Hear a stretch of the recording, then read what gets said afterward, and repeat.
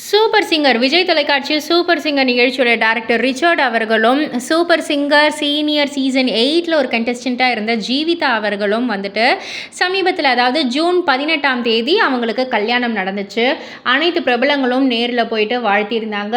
அந்த ஃபோட்டோஸ் வீடியோஸ்னு எல்லாமே சோஷியல் மீடியாவில் உலா வர எல்லாருமே வாழ்த்துக்களை வந்து சொல்லிக்கிட்டு இருந்தாங்க. பட் ஆனால் இந்த ஒரு விஷயம் தெரிஞ்சதுக்கப்புறமா இந்த ஒரு கல்யாண ஃபோட்டோஸ்லாம் வந்ததுக்கப்புறமா சூப்பர் சிங்கர் நிகழ்ச்சி மூலயமா 2 பேரும் லவ் பண்ணியிருப்பாங்க, பல ஆண்டுகள் லவ்வாக இருக்குமோ, பல மாதங்கள் லவ்வாக இருக்குமோ அப்படின்ற மாதிரிலாம் நிறைய செய்திகள்லாம் உலா வந்துச்சு.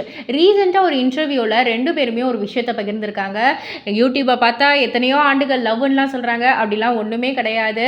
ஆக்சுவலாக வந்துட்டு ஜீவிதாவுடைய அக்காவுடைய ஒரு ஃபங்க்ஷனுக்காக குடும்பத்தோடு வந்து எங்கள் வீட்டில் வந்து பத்திரிக்கை வச்சாங்க. அதுக்கு முன்னாடியே வந்து ஜீவிதா டிவியில் பாடுறத பார்த்துட்டு எங்கள் அம்மா தான் வந்து சொன்னாங்க, இந்த மாதிரி ஒரு பொண்ணு கிடைச்சா நல்லாயிருக்கும்ல உனக்கு வைஃபா அப்படின்ற மாதிரி வந்து சொல்லியிருந்தாங்க. அதுக்கப்புறம் தான் வந்துட்டு குடும்பத்தோடு வந்து பத்திரிக்கை வச்சுருந்தாங்க எங்கள் வீட்டில்.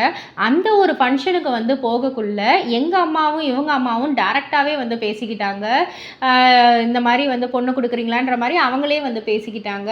ஸோ இதில் வந்துட்டு எங்கள் 2 பேருக்குள்ளே எந்த ஒரு இதுவும் இல்லைப்பா அப்படின்ற மாதிரி கிளாரிஃபை பண்ணாங்க. அண்ட் ஜீவிதாவும் என்ன சொல்லியிருந்தாங்கன்னா, என் கூட வந்துடுறேன் அப்படின்ற மாதிரி தான் அவங்க அம்மா என்கிட்ட வந்து ஃபஸ்ட்டு பேசின அந்த வார்த்தை.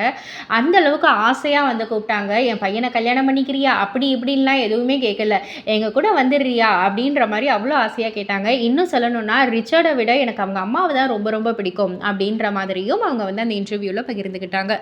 ஸோ இது வந்து காதல் திருமணம் இல்லை, பியூர்லி அரேஞ்ச்டு மேரேஜ் அப்படின்றத அந்த இன்டர்வியூக்கு அப்புறம் தான் நிறைய பேருக்கு தெரிய வந்திருக்கு. இதை பற்றி நீங்கள் என்ன நினைக்கிறீங்க, உங்களுடைய கருத்து என்ன அப்படின்றத கீழே உள்ள கமெண்ட் பாக்ஸில் குறிப்பிட்டு சொல்லுங்கள்.